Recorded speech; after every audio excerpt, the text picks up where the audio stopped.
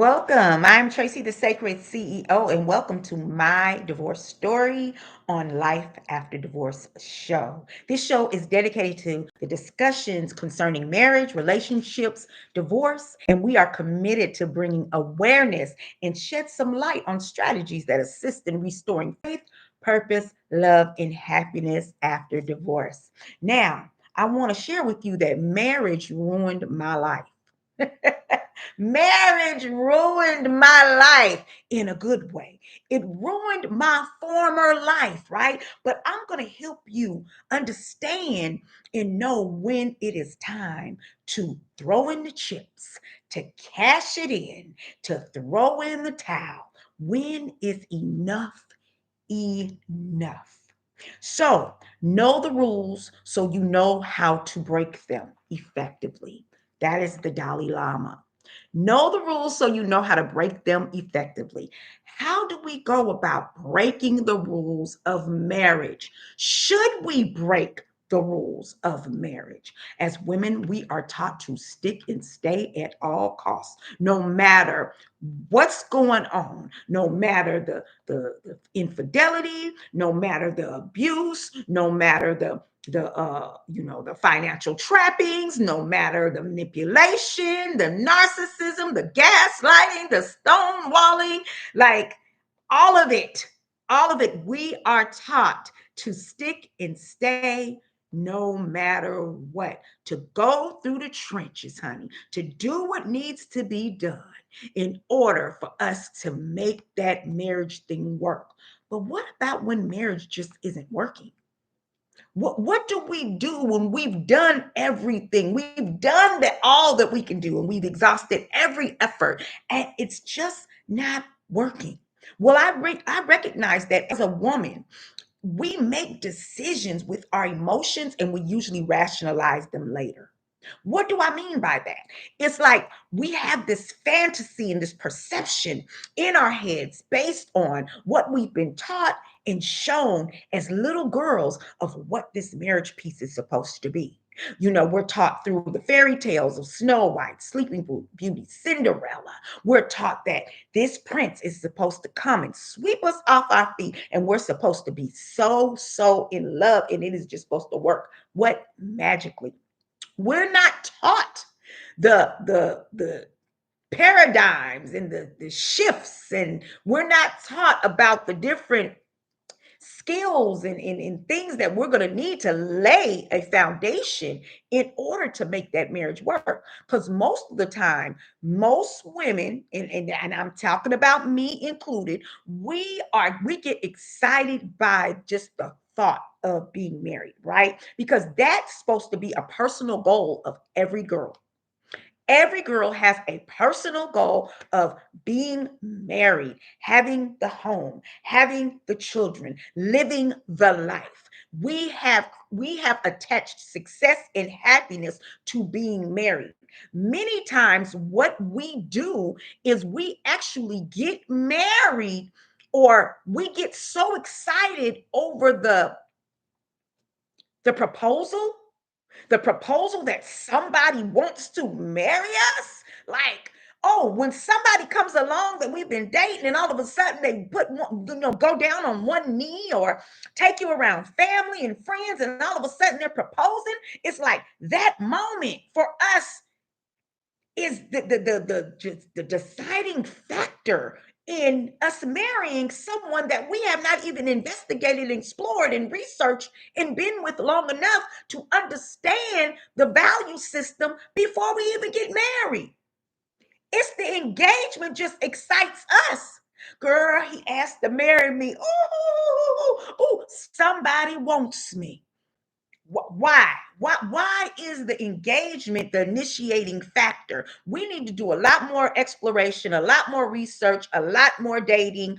And many times we're marrying too young. We need to get some things out of our systems. Like we need to explore more, our lives more. We need to have more experience, right? So when is a good time to throw in the towel?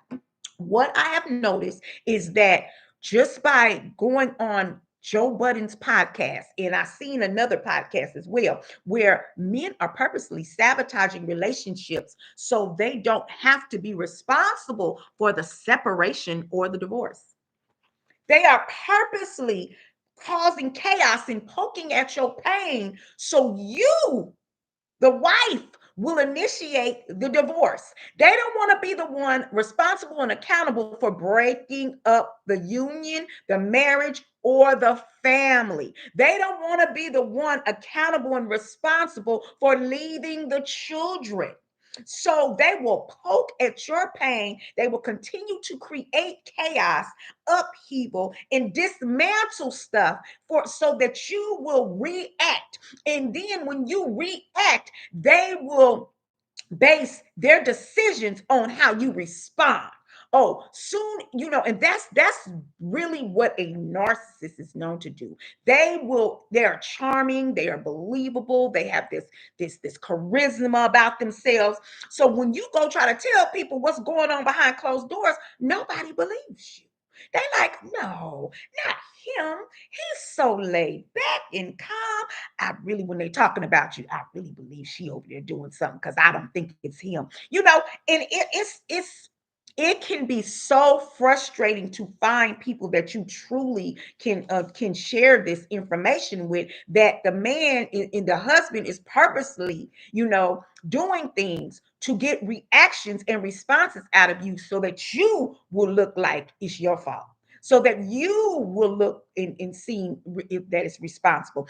And then if you don't have any clarity about what is really going on and you're working off a high impact of emotion, many times you'll begin to question yourself. You start questioning yourself, and then questioning yourself like, is something going on with me, something wrong with me?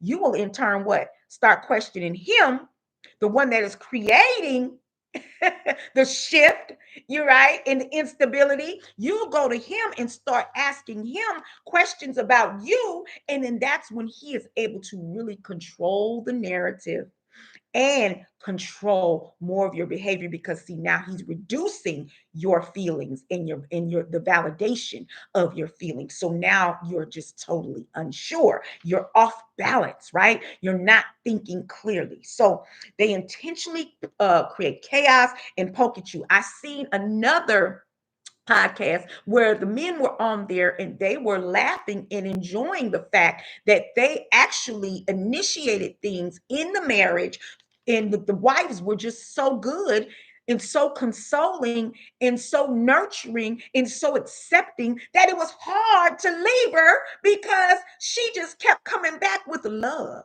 She kept trying to come back with love and understanding and compassion.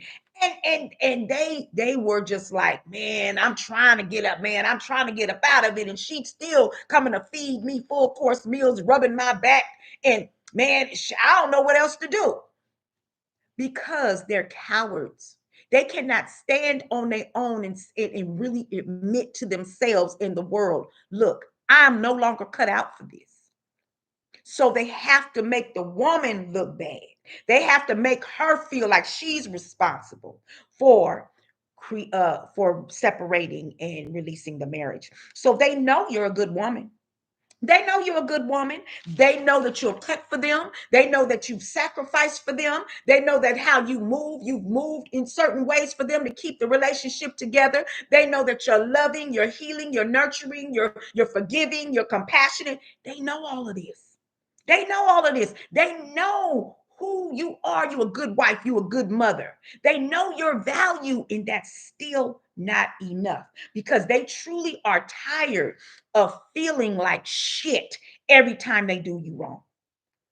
They're tired of feeling like shit every time they do you wrong. So it's easier to get you to throw in the towel than for them to accept their own irresponsibility and selfishness, right? So they actually feel some guilt for playing in your face.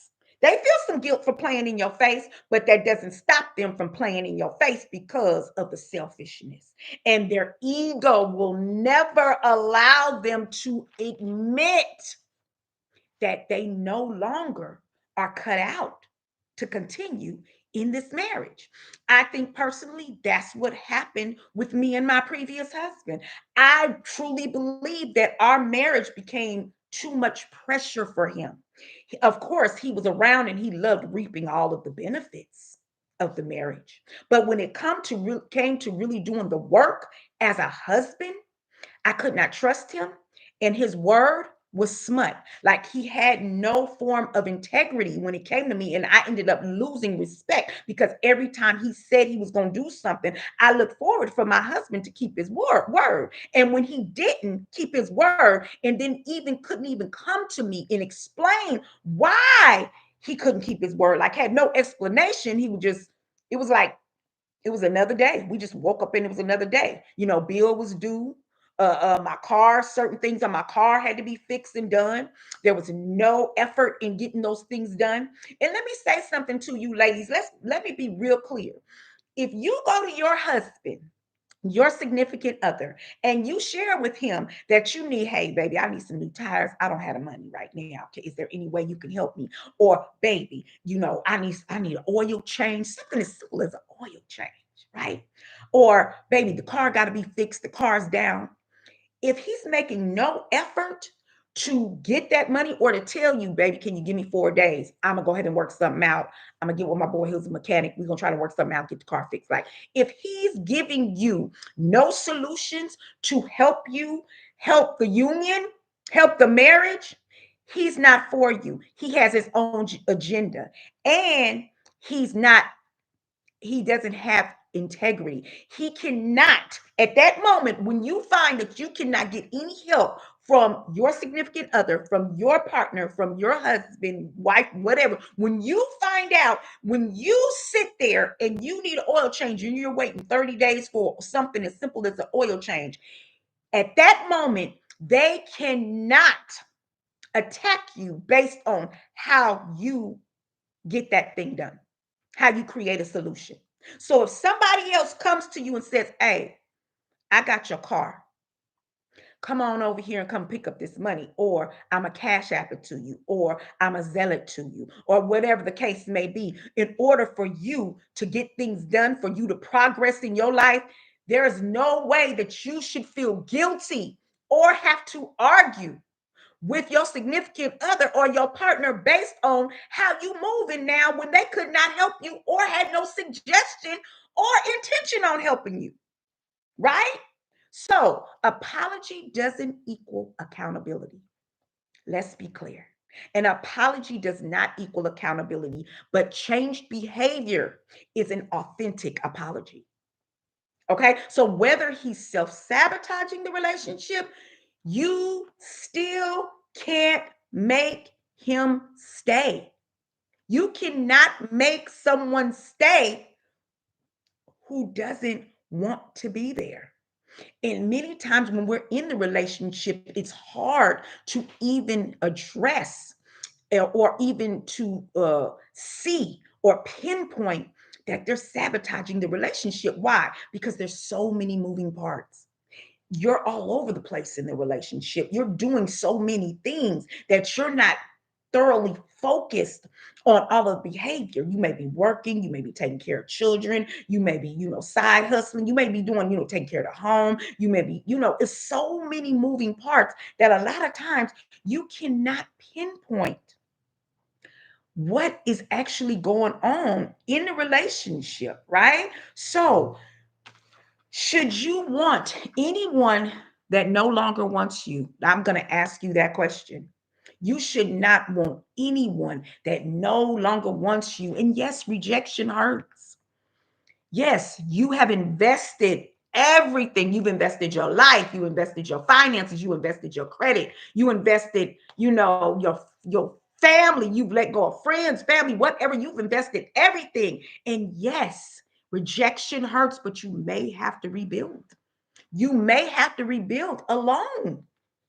You may have to rebuild. I'll be damned if I stayed and I had a big, beautiful home. I had a big, beautiful home. I had spa, the cars. We had that whole marriage success look, right? We grew into that. We built that. But he got to a point where he got extremely complacent. And in his complacency, he no longer was producing. So I was in it by myself. And he felt like because we had all of the things in the image that showed marriage success, that I was going to continue to do it, whether he did it or not, because of the image. And that's where he was clearly wrong. That's where he learned a whole nother side of me, because I shut all that shit down. I ain't give a damn about none of it. So I know many of you are thinking, well, why did you leave your home? I left my home because he wouldn't leave. And here in the state of Georgia, if they own the lease or whatever, or if you married, they don't have to leave. But I was so serious about moving on and disconnecting myself from his complacency and his irresponsibility and him not being reliable and basically lying about what he was going to do and what he could do. And I was so done with it that I no longer needed to stay connected to that, because it began to drain me. It drained me. It drained me in every area of my life, including my finances, right? So he's going to continue to uh sabotage the relationship, but more so, he's going to show through his actions that he doesn't want you. If they don't want the relationship and they don't want you, and the thing about it is, you got to ask, why do they want you? So at the time of engagement, when this man engaged is asked for your hand in marriage, you need to be asking questions like, why do you want me? Why do you want me to be your wife? And it has to be something that's going to sit right with your soul, right? These are things we need to ask. We need to start asking about the values of the relationship and the marriage before we step into it, and not be so excited with this engagement piece, okay? So I'm going to tell you right now, if you have a situation that is verbally abusive, mentally abusive, financially abusive, physically abusive, if you feeling underappreciated, right? If you feeling misused, if you feeling undervalued, and you see no retribution and restoration in sight, and it's getting worse, and the other person does not want to go get help. Okay, you see no change behavior. They're apologizing, but you see no authentic apology. It would change behavior.